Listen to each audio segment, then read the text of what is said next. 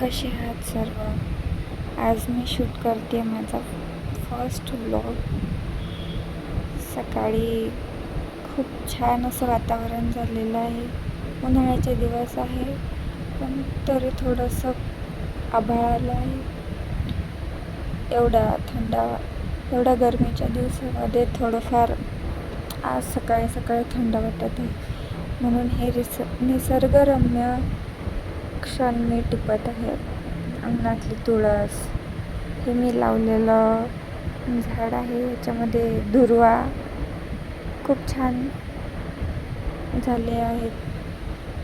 सकाळी उठून ब्रश वगैरे करत होते तोपर्यंत माझं बाळ इकडे जागी झाले, खेळत होता तोपर्यंत मी माझे बरेच कामं फ्रेश होऊन आटपून घेते. सकाळी डब्याची गडबड असते. वरण भाताचा कुकर लावून देते, कारण तो होईपर्यंत मग माझी बरीचशी कामं होतात. एकीकडे कुकर लावते, तोपर्यंत मग भाजीची चॉपिंग करून घेते, जी काही भाजी असेल. आज फुलकोबी प्लस आलू असा मेन्यू होता डब्यासाठी, म्हणून मी त्याची चॉपिंग करून घेत होते. कारण एकीकडे कुकर होतो आणि दुसरीकडे चॉपिंग, अशा प्रकारे वेळ वाया जात नाही. मग भाजीची चॉपिंग करून घेतली की कांदा वगैरे पण मी त्यावेळेसच चिरून घेते आणि लगेच मग भाजीला फोडणी देते. सकाळची भाजी मी एकदम साधीच करते, जास्त मसाला नाही किंवा रस्सा नाही. अकॉर्डिंग टू म्हणजे शक्यतो सकाळी सकाळी सुक्याच भाज्या डब्यात दिल्या जातात.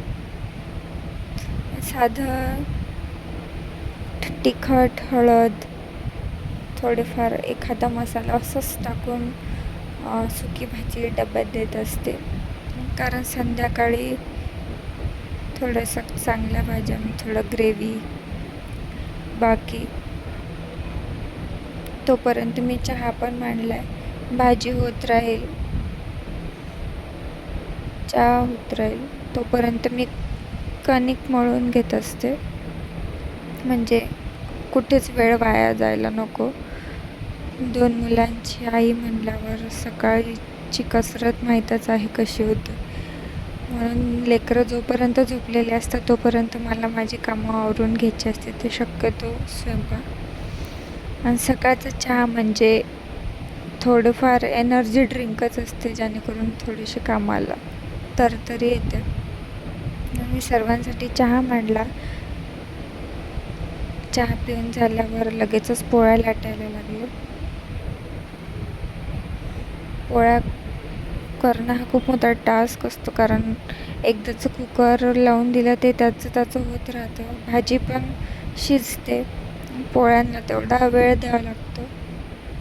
आणि माझं सगळ्यात स्वयंपाक झाला, डबा दिला की मी लगेचच ओट्यावरची भांडे जेवढी काही स्वयंपाकाची असते तेवढी पटकन आवरून घेत असते. कारण ओट्यावर तसाच पसारा ठेवला की नंतर ते पण आपल्यालाच करणे. एकदा स्वयंपाकाचं सर्व स्वयंपाक भांडे हे आवरून घेतलं की आपण बाकीची कामं करायला मोकळे.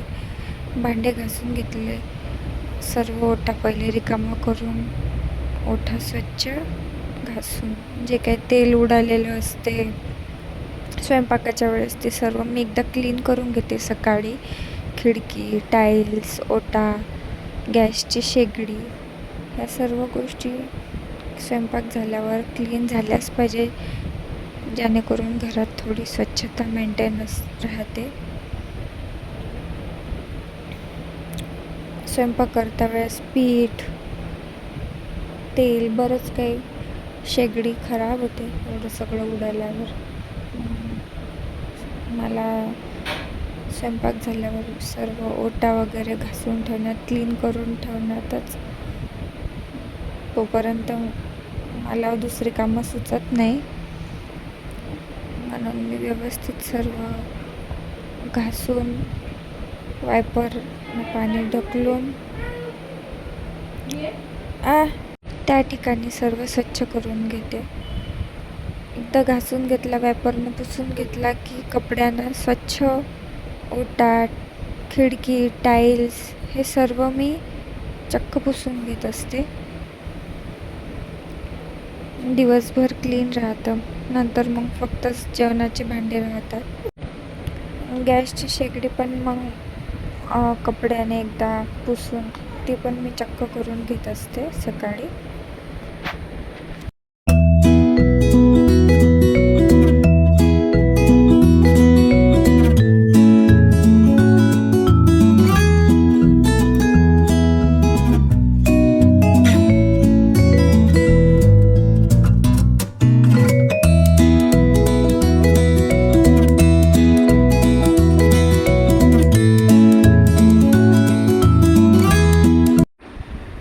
काउंटर टॉप क्लीन झाल्यानंतर आता बारी येते ती बेसिनची.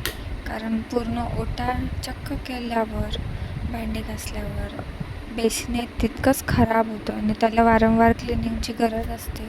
म्हणून स्वयंपाक ते सर्व आवरल्यावर मी आवर्जून एकदा तरी हे सर्व क्लीन करते, जेणेकरून खूप घाण होणार नाही. आणि जास्त घाण झाले की मग मेंटेन करायलाही तेवढंच अवघड जातं. त्यापेक्षा रोज थोडं थोडं क्लीन केलं की तेवढं मेंटेनही राहतं, जास्त मेहनतही जात नाही आणि रोजचा वेळही वाचतो. आणि त्याचबरोबर आपण ज्या टूल्सनं क्लीन करतो हफ्त्यातून एकदा, त्या टूल्सलासुद्धा क्लिनिंगची गरज असते.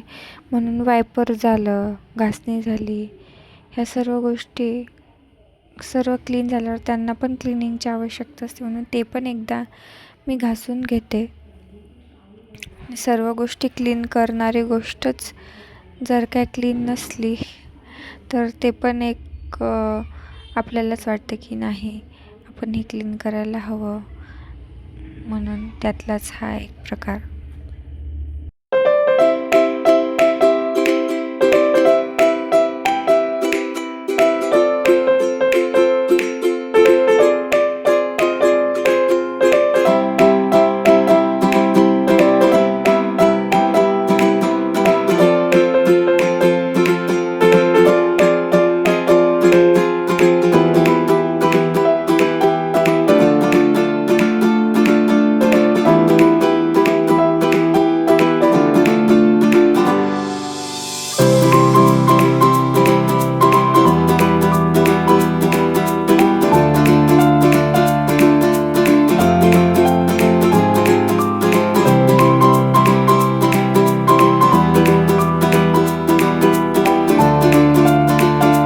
तर अशा प्रकारे माझा पूर्ण ओटा आवरून झालेला आहे आणि किचनची कामे सध्या तरी संपली आहे.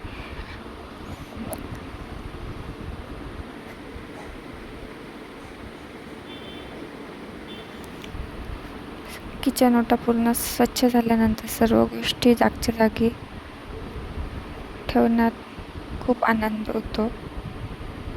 पूर्ण ओटा असा क्लीन झालेला असतो आणि ते काम संपलेलं असतं. किचन झाल्यावर बेडरूम आवरण्याची बारी. बेडवरचा पसारा आवरून बेडशीट लावणं म्हणजे अर्धा पसारा आवरणं असंच आहे बेडरूमचं काम. बेडशीट लावण्यामध्ये माझं बाळ माझी खूप मदत करत होतं. तिला रोज सवयच आहे, मी जेव्हा बेडशीट लावते तेव्हा येऊन मला म्हणत राहते, आई मी लावते, आणि व्यवस्थित करते, मी तुला मदत करते. आणि तिला रोज बघून बघून सवय लागली. असं म्हणतात ना की मुलं सांगितल्यापेक्षा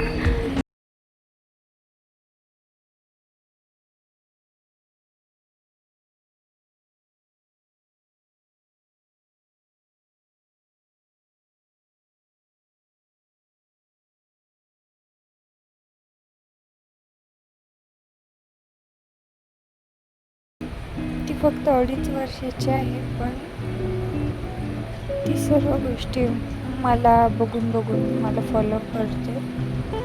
किती आनंद होतो ना आपल्या लेकरांना असं लहानाचं मोठं होत असताना बघताना, प्रत्येक गोष्ट शिकताना. त्या छोट्या छोट्या गोष्टीतच आपल्याला आनंद होतो. तिच्या पूर्ण उषा सेट करेपर्यंत माझी रूम झाडून होते. सर्व बाकीचं आजूबाजूचं सामान मी आवरते. रूम झाडणं, रात्रभरात लेकरं खूप पसारा करतात, खेळणी काढून ठेवतात किंवा अनेक कामं असतात. तर असा होता माझा आजचा पहिला ब्लॉग.